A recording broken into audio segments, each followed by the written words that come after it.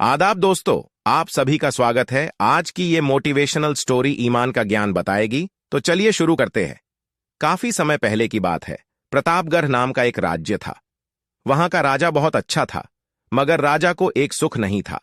वह यह कि उसके कोई भी संतान नहीं थी और वह चाहता था कि अब वह राज्य के अंदर किसी योग्य बच्चे को गोद ले ताकि वह उसका उत्तराधिकारी बन सके और आगे की बागडोर को सुचारू रूप से चला सके।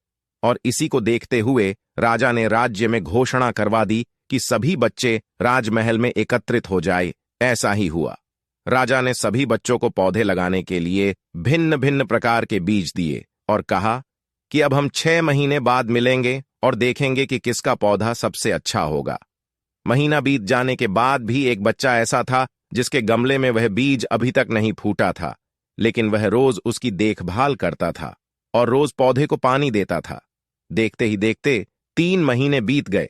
बच्चा परेशान हो गया। तभी उसकी मां ने कहा कि बेटा, धैर्य रखो, कुछ बीजों को फलने में ज्यादा वक्त लगता है। और वह पौधे को सींचता रहा। 6 महीने हो गए।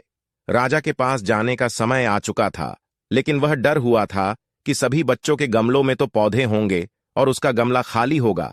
लेकिन वह बच्चा ईमानदार था और सारे बच्चे राजमहल में आ चुके थे। कुछ बच्चे जोश से भरे हुए थे क्योंकि उनके अंदर राज्य का उत्तराधिकारी बनने की प्रबल लालसा थी। अब राजा ने आदेश दिया। सभी बच्चे अपने अपने गमले दिखाने लगे, मगर एक बच्चा सहमा हुआ था क्योंकि उसका गमला खाली था। तभी राजा की नजर उस गमले पर गई। उसने पूछा, तुम्हारा गमला तो खाली है? तो उसने कहा, लेकिन मैंने इस गमले की 6 महीने तक देखभाल की है।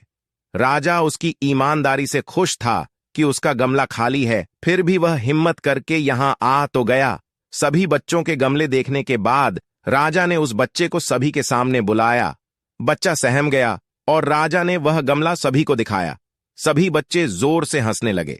राजा ने कहा, शांत हो जाइए, इतने खुश मत होइए। आप सभी के पास जो पौधे हैं वो सब बंजर है। आप चाहे कितनी भी मेहनत कर लें, उनसे कुछ नहीं निकलेगा। लेकिन असली बीज यही था। राजा उसकी ईमानदारी से बेहद खुश हुआ और उस बच्चे को राज्य का उत्तराधिकारी बना दिया गया। लेकिन हमें इस कहानी से क्या सीखने को मिला? मेरे हिसाब से अपने अंदर ईमानदारी का होना बहुत जरूरी है। अगर हम खुद के साथ ईमानदार हैं तो जीवन के किसी न किसी पड़ाव में सफल हो ही जाएंगे, क्योंकि हमारी औकात हमें ही पता होती है।